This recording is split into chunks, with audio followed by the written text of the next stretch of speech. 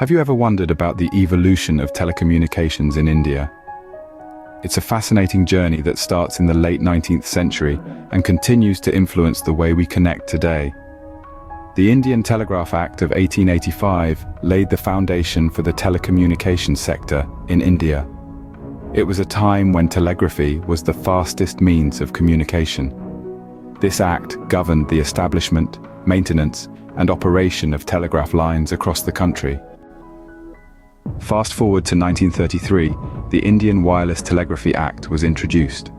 It regulated the possession of wireless telegraph apparatus and the licensing of wireless communications, a significant leap towards wireless communication.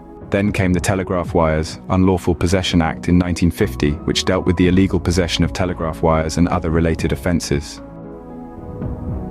The Telecom Regulatory Authority of India (TRAI) Act 1997 was another milestone.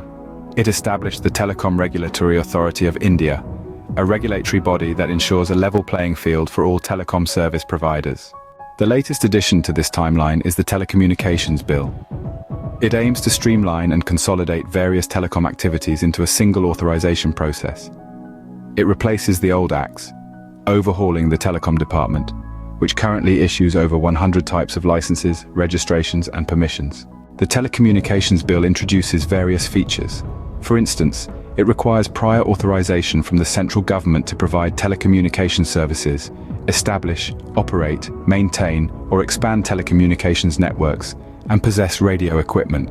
It also establishes a new process for spectrum allocation, which will predominantly occur through auctions, except for specific use cases, where allocation will be done on an administrative basis.